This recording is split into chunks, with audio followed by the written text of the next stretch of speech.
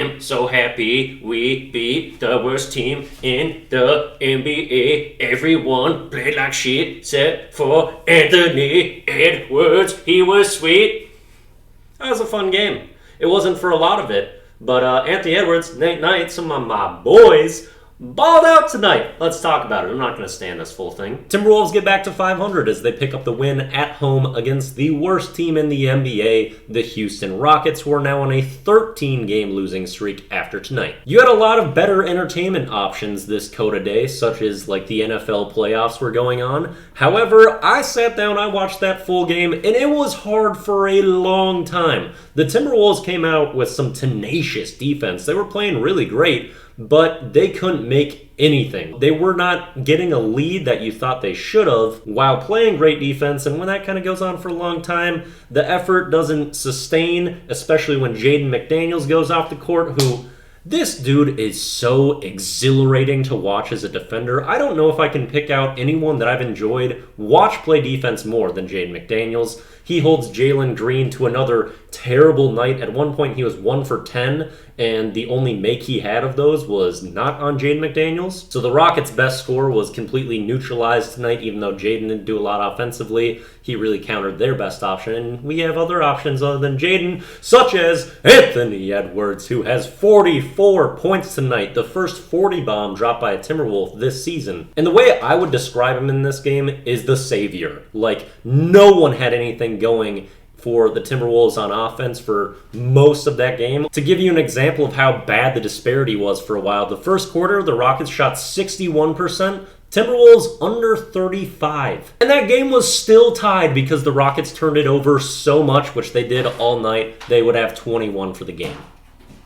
He had multiple dunks that were spectacular in this game. The first one coming late in the second quarter. He gets a big-time two-handed slam on Şengün. Emphasis on the two-handed because something else will be coming later. After that dunk, the 6'9" Jaden McDaniels pulls a little Alvarado, gets in and gets the steal off the inbounds for a layup. Big swing, kind of the first swow of that game, where there was finally some energy in the arena after just a miserable game to watch up to that point after jumper just continued to clank. So many people that have been great for us had terrible nights, back-to-back nights of Naz Reid looking really bad on that court. Only gets 15 minutes because he barely played the second half. And I'm an absolute Naz Reid superior. I love this man. I want him to have all of the opportunity. But last two games, bad. Someone that's almost been like immune to those terrible performances the last couple months, Kyle Anderson, really lays an egg, doesn't even score tonight, still solid defensively, but couldn't really do anything on offense. And that was coming off of an unreal 3-game stretch that he had where he was probably our best player in that time span. Garza also struggled in his minutes, so our bigs were not producing because Gobert and Cat were also out tonight. That's probably an important thing to mention. And D'Lo was still pretty passive, had a decent scoring night, but we probably should be seeing more shot attempts and aggression out of him because he's shooting like less than you would expect when Karl Anthony Towns is a huge part of this offense. It's bizarre. Bulls were only down 2 at half. The lead would get up to 10 in the third quarter as the Rockets had an early spree in there,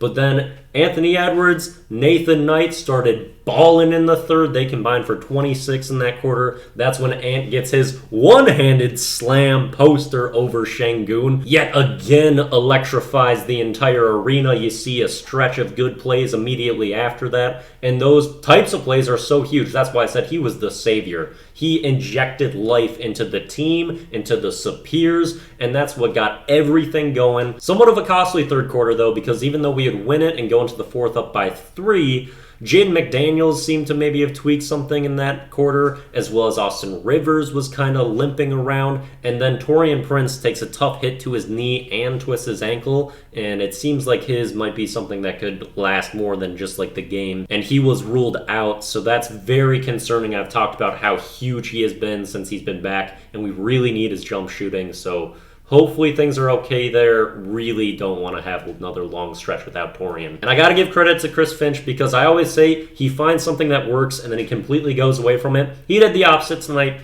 Nathan Knight was balling, making threes, drawing fouls, just being aggressive and smart, crashing the glass, doing all the great things He always brings the energy. And Finch just played him almost the entire second half. I'm so pumped for beating a team that's so bad. We get to play him again too in 2 nights. Let's go!